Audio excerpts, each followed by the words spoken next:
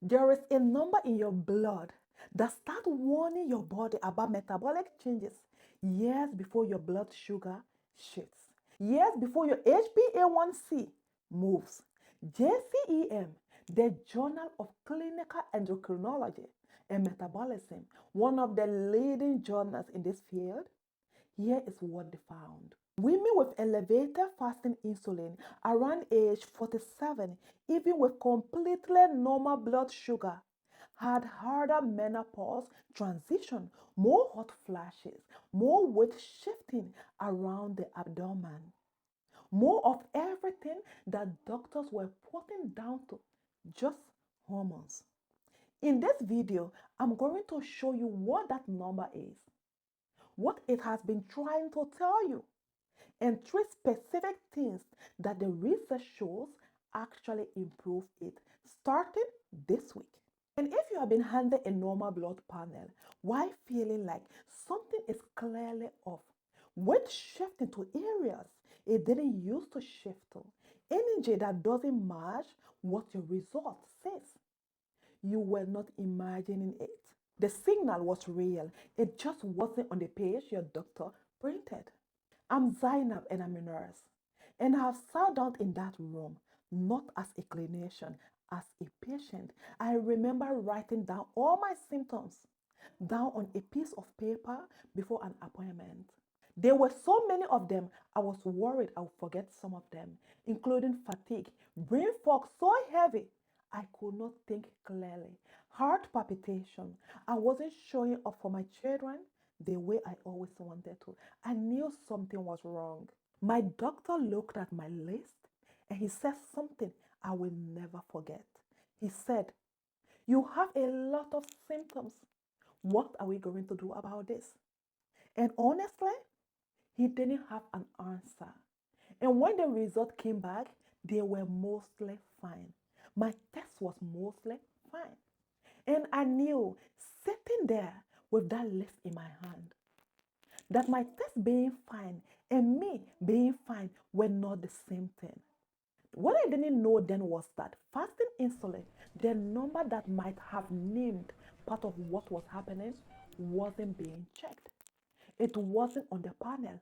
It never is, unless someone specifically asks for it. That is what this video is about. The signal that is already in your blood, that your body is already sending, that doesn't make it to the page your doctor printed. We are going to look at what that number is, what it has been trying to tell you, and the three specific things the research shows actually improve it starting this week. Your standard blood panel do not check fasting glucose. They check HbA1c, your 3-month average blood sugar. These are good markers. Yes, they are. They check what they are designed to check. But here is the thing.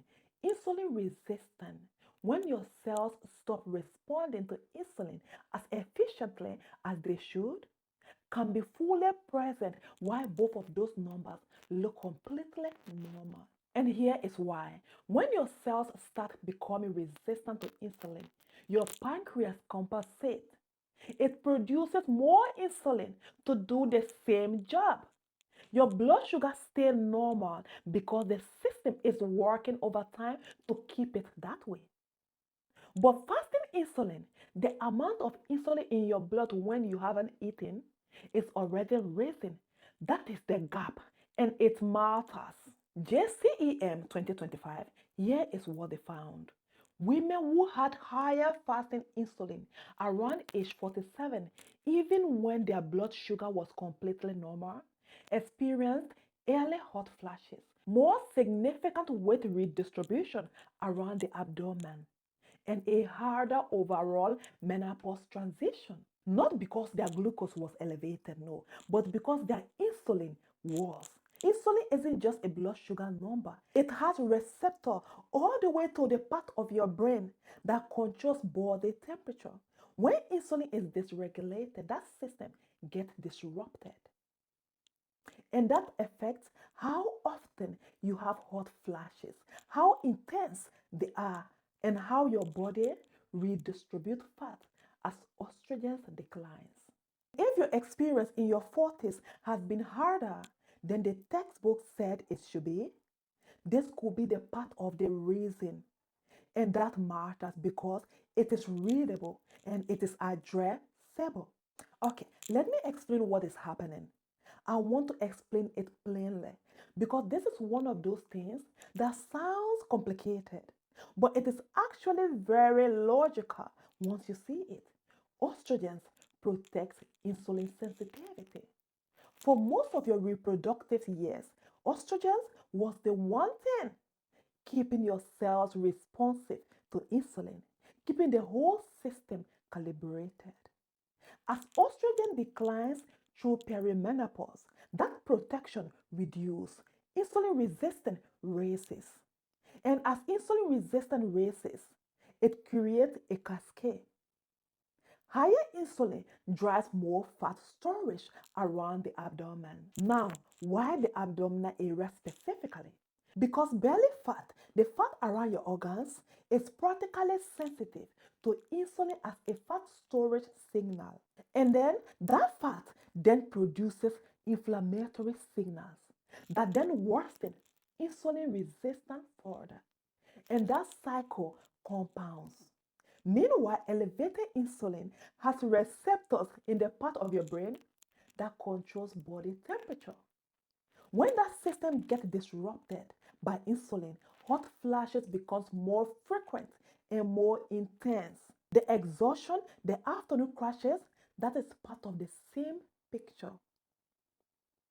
This isn't a failure of willpower, it is a hormonal cascade. And fasting insulin is one of those earliest readable signals that it is on the way.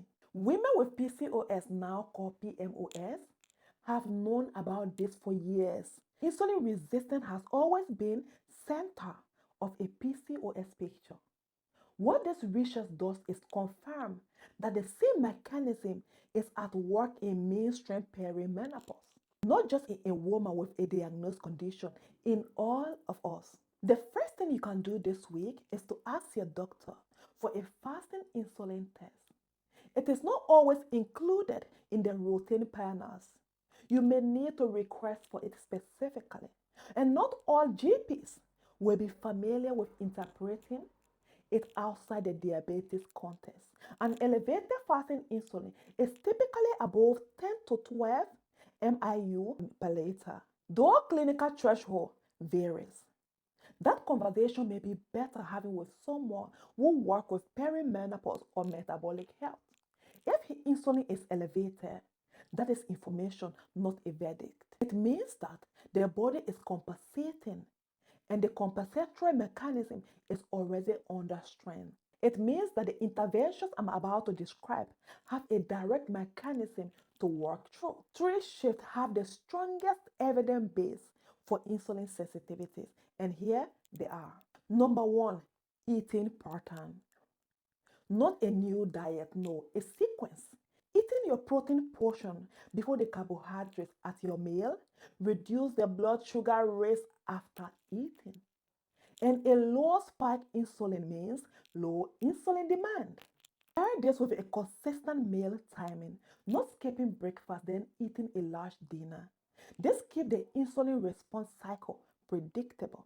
Number two, movement after meals. Walking for 10 to 20 minutes after eating has a measurable impact on the blood sugar raise after a meal because it uses the glucose cycling in the blood before it becomes an insulin demand. This does not require a gym, it requires 10 minutes walk.